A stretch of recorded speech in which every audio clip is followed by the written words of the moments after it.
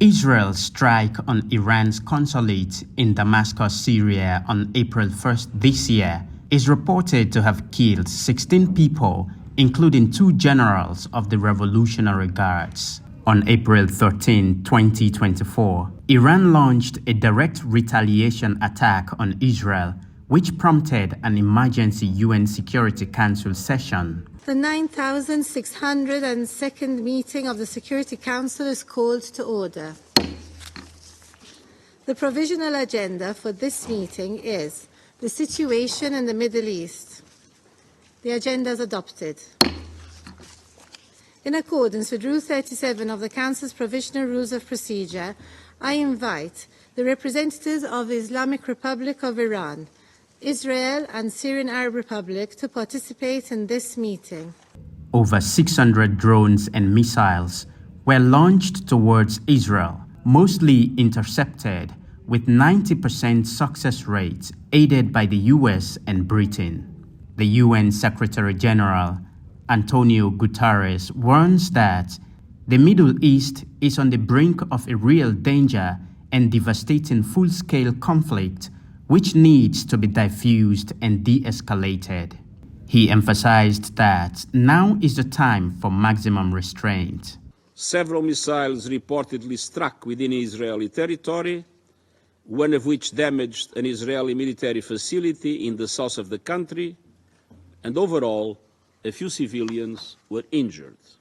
Madam President, when the nature of the attack became clear, I stated the following last night, and I quote, "I strongly condemn the serious escalation represented by the large-scale attack launched on Israel by the Islamic Republic of Iran this evening, and I call for an immediate cessation of these hostilities." End quote. I remind all Member States that the Charter of the United Nations prohibits the use of force against the territorial integrity or political independence of any state, or in any other manner inconsistent with the purposes of the United Nations. Furthermore, the principle of inviolability of diplomatic and consular premises and personnel must be respected in all cases, in accordance with international law, as I stated when condemning the 1 April attack on the Iranian consulate in Damascus. It's time to step back from the brink. It's vital to avoid any action that could lead to major military confrontations on multiple fronts in the Middle East. Civilians are already bearing the brunt and paying the highest price. And we have a shared responsibility to actively engage all parties concerned to prevent further escalation. The recent attack on Israel by the Islamic Republic of Iran poses a grave threat, risking further destabilization of the region and global peace. Sierra Leone's permanent representative to the United Nations, Ambassador Dr. Imran Kanu, pointed out that the unprecedented attack has the potential to destabilize the entire Middle East region. He urged all the parties involved to choose peace, security, and stability over war. Sierra Leone strongly condemns claimed reprisal attacks not in conformity with international law and the UN Charter. With the Middle East at a knife's edge and at the precipice of a dangerous escalation, either by an intentional calculus or accidental one, with equally grave global ramification, the path to peace is certainly not tit-for-tat military attacks, but rather de-escalation and diplomatic engagement.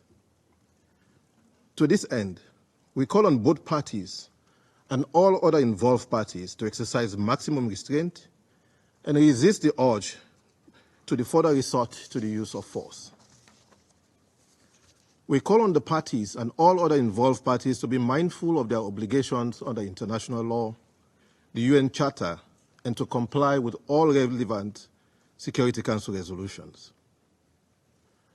The parties are unequivocally obligated to comply with their international law obligations, the UN Charter principles and provisions in good faith, in particular, the imperative for the peaceful resolution of dispute and respect for the sovereignty and territorial integrity of each state.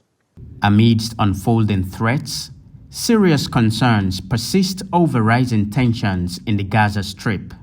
Iran claims that the action is taken in the exercise of its inherent right to self-defense. Israel, on the other hand, says their defensive and offensive capabilities are in the highest level, bracing for a potential large-scale attack. Salivu Charana Kamar, AYV News.